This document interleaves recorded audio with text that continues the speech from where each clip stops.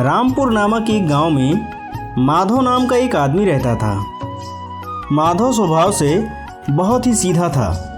वह हर रोज़ जंगल जाता और वहां से सूखी लकड़ियां काटता था और उसे बाजार में बेचकर उससे मिले हुए पैसे से अपने घर की जीविका चलाता था। अरे आज तो तुम और भी कब पैसे लाए हो? सारे पैसे तुमने कहाँ उड़ा दिए? अरे जितनी की लकड़ियां थी उतनी ही तो लेकर आया हूँ। आज जंगल में ज़्यादा सूखी लकड़ियां नहीं मिली हैं तो मैं क्या करता। अरे सूखी लकड़ियाँ नहीं मिली तो क्या हुआ? तुम कोई पेड़ भी तो काट सकते थे। अरे ऐसे ही क्या कोई पेड़ काटना सही रहेगा? क्या तुम्हें नहीं पता पेड़ हमारी कितनी मदद करते हैं? हाँ, तुम ऐसे ही करते रहो, दिखाते रहो पेड़ों पर दया। एक दिन ऐसा आएगा कि हम भूखे ही मर जाएंगे। माधव जितना सीधा था उसकी पत्नी उतनी ही लालची स्वभाव की थी। हाँ ठीक है, कल देखूंगा। कोई सूखा पेड़ अगर मुझे मिल जाता है तो मैं उसे काट कर बाजार में बेचूंगा और उससे जो भी पैसा मिलेगा मैं तुम्हें ला करके दे दूंगा। अरे सूखे पेड़ों का चक्कर छोड़ो, तुम जंगल के दूसरी तरफ जाओ।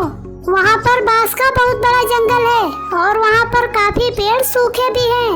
वहाँ पर तुम्हें सूखी लकड़ियाँ आराम से मिल जाएंगी, वो भी बहुत सारी। हाँ मगर वहाँ तो मैंने सुना है बहुत सारे भूत रहते हैं। अरे भूत क्या करेंगे? खा थोड़ी जाएंगे तुम्हें। अरे वहीं पर जाओ, वहाँ पर ढेर सारी लकड़ियाँ मिलेंगी। थक हार कर माधव अपनी पत्नी की बात सुनकर अपने घर से निकल जाता है। मैं तो परेशान हो गया हूँ, कहीं वहाँ पर किसी भूत ने। माधव ऐसा सोचते हुए जंगल की दूसरी तरफ निकल जाता है। ओहो, यहाँ तो बहुत सारे बांस के पेड़ हैं, कहीं ऐसा न हो इस तरफ।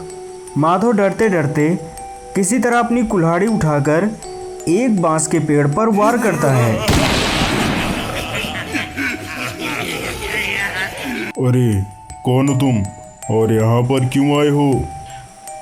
मैं यहाँ पर सूखे बांस काटने के लिए आया था। मुझे माफ़ कर दो। देखो, मैं इस पूरे जंगल की रखवाली करता हूँ और मैं यहाँ हर एक बांस के पेड़ में रहता हूँ और इसे तुम मत काटो। मैं तुम्हारी हर प्रकार से मदद करूँगा। फिर उस बांस वाले भूत ने माधव को एक सोने का घड़ा दिया। वह सोने का घड़ा लेकर माधव अपने घर चल देता है। अरे ये तुम सोने का घड़ा कहाँ से लेकर आए हो? कहीं तुमने चोरी वोरी तो नहीं शुरू कर दी? फिर माधव ने अपनी सारी बातें अपनी पत्नी से बताई। अरे वाह, क्या बात कर रहे हो तुम? उस भूत ने तुम्हें सोने का घड़ा दिया है? अरे सोने से भरा घड़ा तो मैंने अपनी पूरी जिंदगी में नहीं देखा। ये कितना चमक रहा है। सुनो, कल तुम फिर से जाना और फिर से एक सोने का घड़ा लेकर आना। इस घड़े से मैं अपने लिए बहुत बड़ा सोने का हार बनवाऊंगी। अरे नहीं, इतनी लालच करना अच्छी बात नहीं है। इस एक सोने के घड़े से हम काफी दिनों तक अपनी जिंदगी गुजार सकते हैं। अरे रह गए तुम मूर्ख के मूर्खी।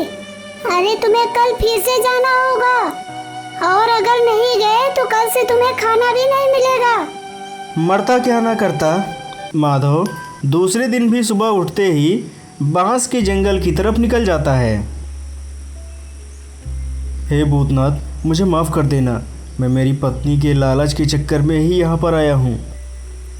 और वह जैसे ही कुल्हाड़ी उठाकर बांस काटने वाला था कि तभी वहाँ पर फिर से एक भूत आता है। मैंने तुम्हें मना किया था ना मानो, तुम यहाँ पर क्यों आए हो? मुझे माफ़ कर दीजिए भूतनाथ, मैं क्या करता। फिर माधव ने अपनी सारी बातें बताई कि किस तरीके से उसकी पत्नी ने उसे मजबूर किया था वहाँ आने के लिए। ओहो, तो ठीक है, ये लो, यह एक चांदी का घड़ा है और इस घड़े को ले जाओ और हाँ, अब दोबारा से यहाँ पर कभी मत आना।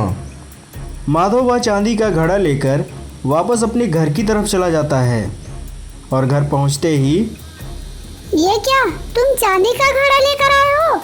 तुम्हारा दिमाग तो नहीं खराब हो गया है?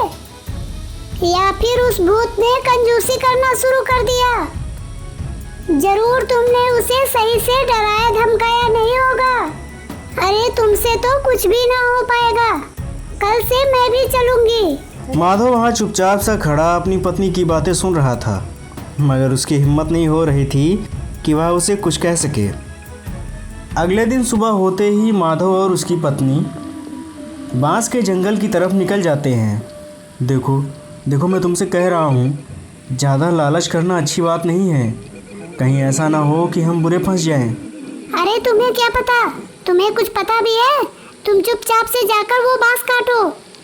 परेशान होकर के माधव जैसे ही बांस को काटने वाला था, तभी वहाँ पर एक भूत प्रकट होता है और वह माधव और उसकी पत्नी को देखता है और उन दोनों को एक एक सोने का घड़ा देता है। अच्छा ठीक है, अब मेरे पास जितने भी उपहार थे वो सब मैंने तुम दोनों को दे दिया। अब मैं यहाँ से जा रहा हूँ। ऐसा कहकर वह भूत वहाँ से गायब हो जाता है। अच्छा, तुमने जो कहा था वो तुमने पूरा कर दिया। चलो अब घर चलते हैं। नहीं, मुझे एक और सोने का घड़ा चाहिए। देखो, ज़्यादा लालच करना अच्छी बात नहीं है। चलो हम चुपचाप से घर चलते हैं। नहीं, पहले देखो वो कितना मोटा बांस का पेड़ है। तुम पहले जाकर उसे काटो। परेशान होकर के माधव जैसे ही वह मोटा बांस का पेड़ काटने ही वाला था कि वहाँ पर एक बहुत ही बड़ा भूत प्रकट होता है। कौन हो तुम लोग? और तुम लोगों ने मेरी नींद क्यों खराब की? मुझे माफ़ कर दो। मैं नहीं जानता था कि मैं तुम्हें। अरे तुम चुप रहो, तुम हमेशा माफी ही मांगते रहते हो। अरे भूत जी, आप मुझे एक सोने का घड़ा उपहार में दे दीजिए, मैं यहाँ से चली जाऊंगी। तभी भूत की नज़र माधव और उसकी पत्नी के हाथ में रखे हुए सोने के घड़ों पर पड़ती है। ओह, तभी तो मैं सोचूं, मेरे राजकोष से सभी सोने के घड़े कहाँ गायब हो रहे हैं। तो वो तुम दोनों हो जो मेरे राजकोष से सोने के घड़े चुरा रहे हो।